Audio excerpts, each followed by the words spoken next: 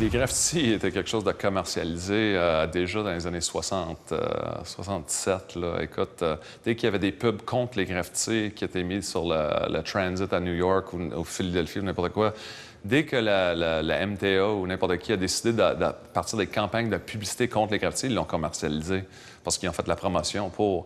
Dès qu'il y a des jeux vidéo qui sortent ou MTV ou dès qu'il y a des galeries d'art qui commencent à exposer ça ou des artistes qui font des affaires pour des T-shirts ou you name it, là. Écoute, ça fait des années que c'est commercialisé. Andy Warhol, Keith Haring, même avant eux autres, d'autres artistes, écoute, ça a été tout commercialisé. Qu'est-ce qui se passe aujourd'hui? C'est rien de nouveau. Tout le monde veut récupérer le graffiti. Franchement, ça fait un peu peur, même. Je pense qu'il va y avoir un retour après, et voilà, quoi. Donc on ne sait pas de quoi demain sera fait.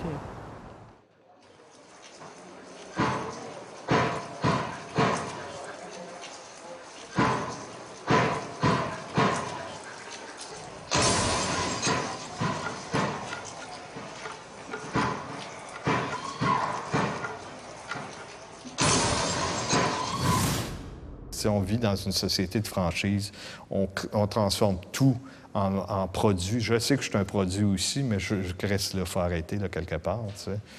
Je trouve qu'il y a une exagération. On est devenu, tout le monde, une commodité. Une commodité, qu'est-ce que ça veut dire? Demain, quand ça ne marche plus, on le met de côté.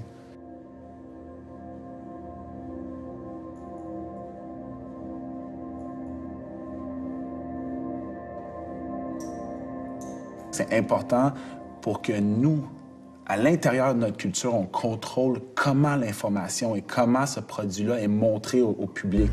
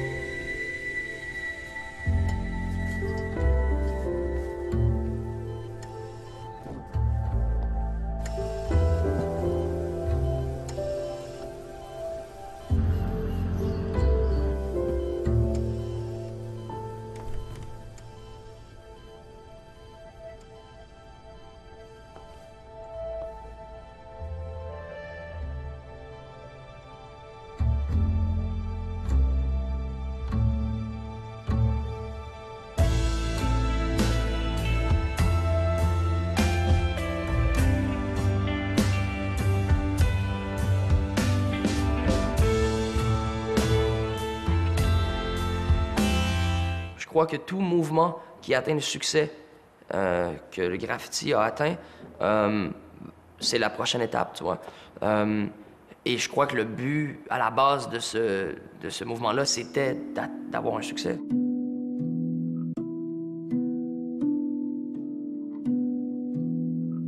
Notre démarche, elle casse les préjugés.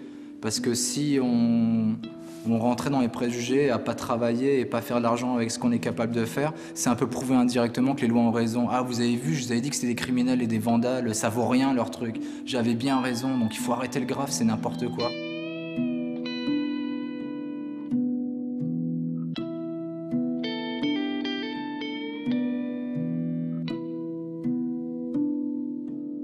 Vous avez très peu aujourd'hui de tags ou de graffitis sur des pots de yaourt ou des shampoings. Ce n'est pas un langage utilisé tellement encore. Ça va le devenir, je pense. Ça va le devenir parce que moi je suis contacté par aussi bien des sociétés. Récemment, nous avons fait pour Tumi, une société qui fait des sacs et des valises. On a proposé de mettre un graffiti dessus et on a fait, avec Éric Gusman, le directeur du magasin parisien, une valise Tumi taguée par Crash, qui a un succès énorme, puisqu'on sort, encore une fois, du noir, du sombre, pour enfin aller vers la couleur, vers l'énergie, l'originalité, la personnalité. Et c'est un succès énorme. Mais on l'a fait donc en appliquant un produit. Mais il y a encore très peu de produits qui se servent de ce langage, de cette couleur, de cette énergie. Il y a encore une peur. Même la publicité, qui, je dis encore une fois, est à l'avant-garde, utilise très peu ce code. Et peut-être Valérie Armand, qui est la présidente de Yves Saint Laurent, qui était très intéressée par l'atelier et ses œuvres, n'est pas étrangère au fait qu'aujourd'hui, lorsque vous voyez une publicité pour Saint Laurent, la femme se sert de son parfum comme d'une bombe de taxe sur un mur.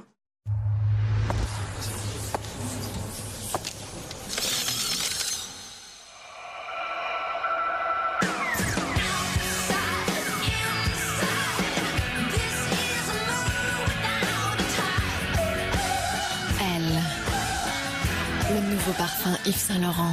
Mais c'est plutôt ce code de dire transgressif et la façon originale d'utiliser la pression que l'écriture elle-même. Parce que la limite et le défaut de cette écriture, c'est comme l'enluminure, elle est difficile à déchiffrer. Or, les publicitaires et tous ceux qui veulent communiquer veulent le faire rapidement et efficacement. Or, si dans un message publicitaire où il faut prendre le temps de déchiffrer ce qui est écrit, ça ne fonctionne pas. L'effervescence et la vitalité du graffiti est ça.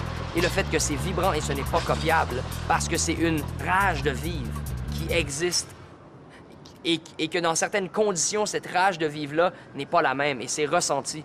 Lorsqu'une maison de publicité essaie de reproduire l'effet graffiti, ça se sent. C'est faux, c'est pas authentique. Pourquoi? Parce que ça sent pas la rouille des trains, parce que ça sent pas les nuits successives de stress et de surveillance, de peinture à basse lumière. Ça sent rien de tout ça. Ça sent un ordinateur et quelqu'un qui a étudié.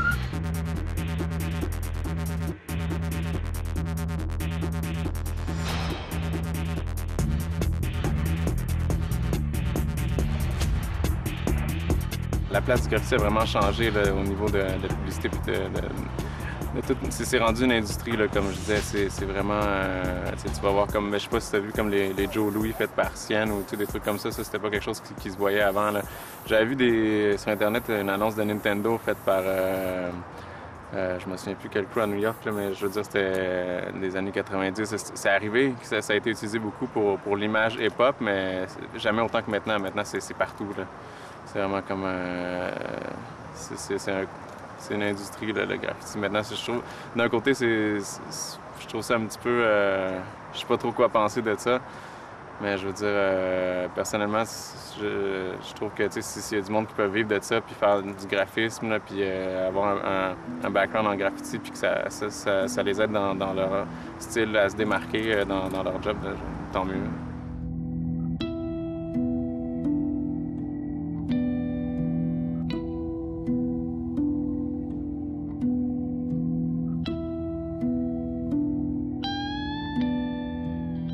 Si une compagnie ou je sais pas, une agence de com mal informée prend quelque chose, prend un graffiti, puis transforme ça dans quelque chose qui n'est plus crédible, qui n'est plus... ça ressemble plus à ce que c'était à la base, c'est sûr que tranquillement, ça crée genre... ça éloigne les puristes. C'est comme, non, c'est pas ça qu'on voulait faire. Là, t'as pris ça, là, puis t'as fait ça avec. C'est pas ça qu'on voulait. La contre-culture, c'est un peu la réaction. C'est quand le graffiti appartient encore au peuple puis à la rue. Puis quand le phénomène de masse, c'est quand le graffiti commence à être utilisé par des compagnies corporatives qui vont mettre ça sur des souliers pour vendre plus de souliers parce que c'est devenu un phénomène de mode. Tant mieux pour moi parce que ça me fait de la job, je travaille là-dedans, mais il y a aussi beaucoup de plagiat, beaucoup de faux graffitis, des graphistes qui vont prendre des photos de graffitis dans la rue, qui vont les changer un peu. Ça, c'est un peu du vol de propriété intellectuelle à l'artiste. Puis c'est là que le graffiti est dilué puis qui devient du cheap labor un peu, puis c'est plus l'art original, en fait. And subcompacted it for yours. Global design, city savvy. Shockingly powerful turbo, ridiculously fuel efficient. Performance tuning, more fun handling. And put a bow tie on it. The Chevrolet Sonic. Chevrolet, driving our world forward.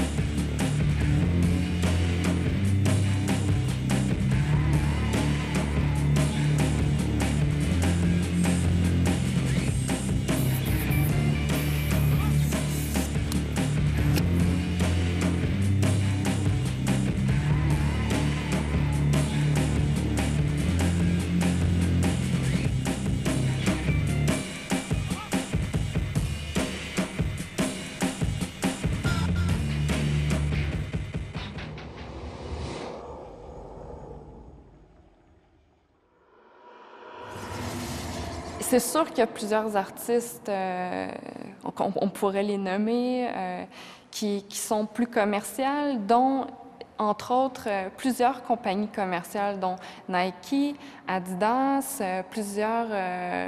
d'ailleurs même Iron Lac, qui est une des marques de bonbonnes aérosols, utilise beaucoup les artistes graffitis pour vendre leurs propres bonbonnes aérosols. Donc, il y a vraiment un côté très commercial. Il ne faut pas oublier non plus que le graffiti se rapproche beaucoup du graphisme et de l'illustration et que plusieurs artistes du mouvement graffiti proviennent de l'illustration et du graphisme. Donc, oui, c'est